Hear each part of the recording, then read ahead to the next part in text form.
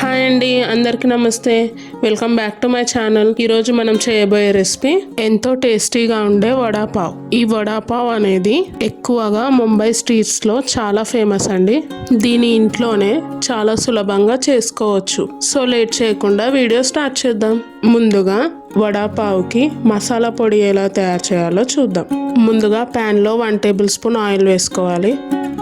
1 tea spoon జీలకర్ర, కొన్ని వెల్లుల్లి రెబ్బలు, 1 టేబుల్ స్పూన్ పల్లీలు వేసుకొని ఈ రెండింటిని కొద్దిగా రంగు వచ్చే వరకు ఫ్రై చేసుకోవాలి.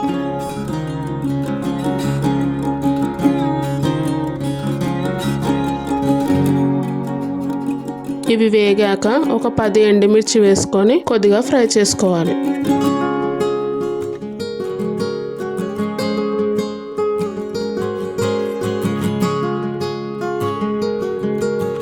ఇప్పుడు ఎండుమిర్చి వేగాయండి. ఇందులో 3 టేబుల్ స్పూన్ పచ్చి కొబ్బరి తురుము వేసుకొని 1 నిమిషం పాటు ఫ్రై చేసుకోవాలి.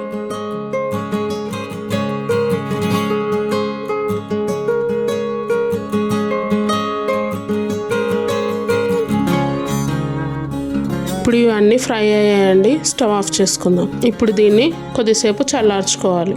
ఇప్పుడు వీటన్నిటిని మిక్సీ జార్లో వేసుకోవాలి. ఇందులో 1 టేబుల్ స్పూన్ ధనియాల పొడి, రుచికి సరిపడా ఉప్పు వేసుకొని వీటన్నిటిని ఒకసారి గ్రైండ్ చేసుకోవాలి. ఇందులో 1 టేబుల్ స్పూన్ కారం వేసుకొని మరోసారి గ్రైండ్ చేసుకోవాలి.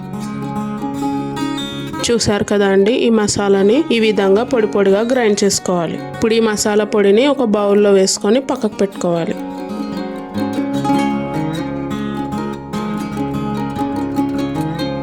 ఇప్పుడు పావులోకి వడని ఎలా ప్రిపేర్ చేయాలో చూద్దాం. ఇప్పుడు అదే మిక్సీ జార్లో ఒక 10 పచ్చిమిర్చి, ఒక 10 వెల్లుల్లి రెబ్బలు, కొద్దిగా ఉప్పు వేసుకొని మరోసారి గ్రైండ్ చేసుకోవాలి.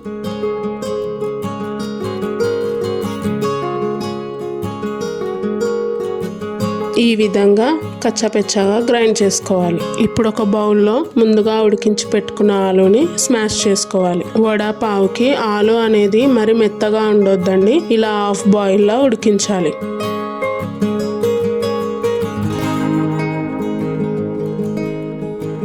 నేను ఒక 3 మీడియం సైజ్ ఆలుని తీసుకున్నానండి. వాటన్నిటిని ఈ విధంగా స్మాష్ చేసి పక్కకు పెట్టుకోవాలి. ఇప్పుడు ఒక కడాయిలో 2 టేబుల్ స్పూన్ ఆయిల్ వేసుకొని హీట్ చేసుకోవాలి. ఇప్పుడు ఆయిల్ హీట్ ఎక్కిందండి. ఇందులో 1 టీ స్పూన్ ఆవాలు, 1 టీ స్పూన్ జీలకర్ర, సన్నగా కట్ చేసుకున్న కరివేపాకు వేసుకొని ఒకసారి ఫ్రై చేసుకోవాలి.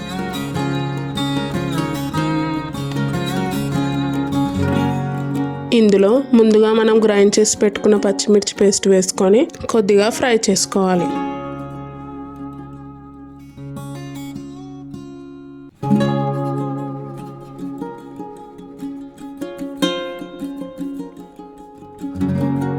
పచ్చిమిర్చి పేస్ట్ని ఈ విధంగా ఫ్రై చేసుకోవాలి.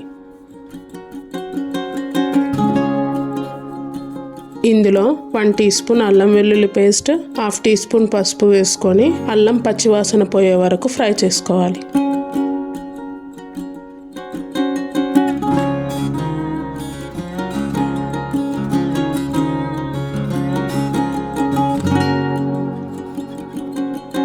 ఇప్పుడు ఇందులోకి సరిపడా ఉప్పు వేసుకొని మరోసారి కలుపుకోవాలి.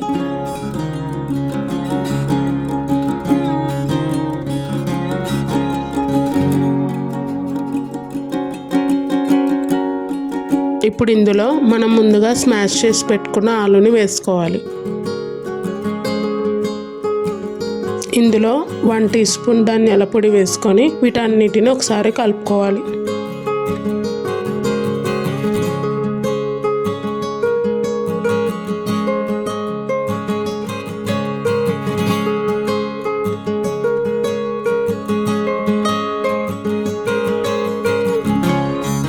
ఇప్పుడు దీన్ని ఒక 2 నుంచి 3 నిమిషాల పాటు కుక్ చేసుకోవాలి. ఇప్పుడు ఫైనల్గా అరచెక్క నిమ్మరసం, కొద్దిగా కొత్తిమీర వేసుకొని మరోసారి కలుపుకొని స్టవ్ ఆఫ్ చేసుకోవాలి.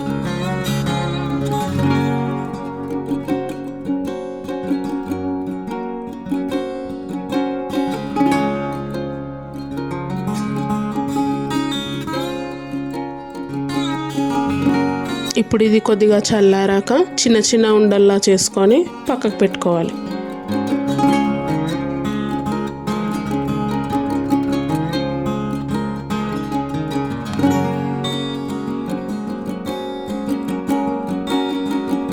ఇప్పుడు వడాకి కావాల్సిన బ్యాటర్ని ప్రిపేర్ చేసుకుందాం. ఇప్పుడు ఒక మిక్సింగ్ బౌల్లో 1 కప్పు శనగపిండి వేసుకోవాలి.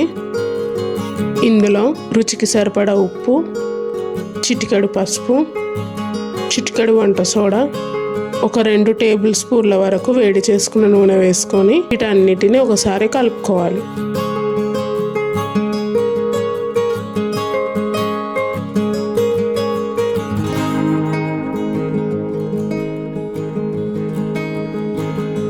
ఇప్పుడు దీనిలో కొద్దిగా నీళ్లు వేసుకుంటూ ఉండలు లేకుండా కలుపుకోవాలి.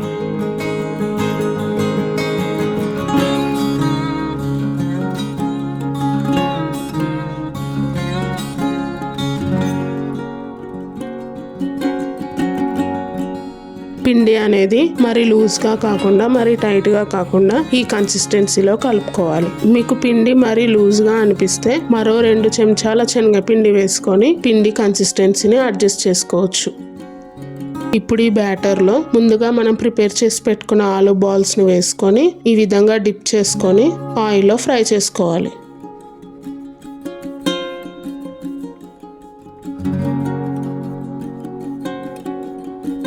ఇప్పుడు వీటిని మీడియం ఫ్లేమ్లో గోల్డెన్ బ్రౌన్ కలర్ వచ్చే వరకు క్రిస్పీగా ఫ్రై చేసుకోవాలి.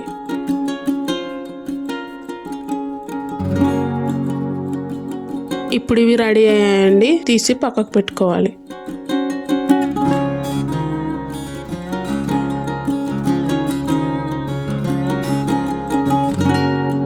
ఇప్పుడు అదే నూనెలో పచ్చిమిర్చిలని మధ్యలోకి ఘాటు పెట్టుకొని ఈ విధంగా ఫ్రై చేసుకోవాలి.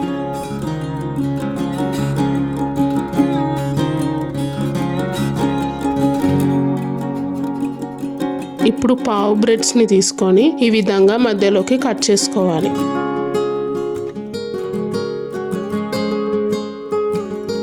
ఇప్పుడు దీనిలోకి మనం ముందుగా ప్రిపేర్ చేసి పెట్టుకున్న మసాలా పొడిని ఈ విధంగా స్ప్రెడ్ చేసుకోవాలి.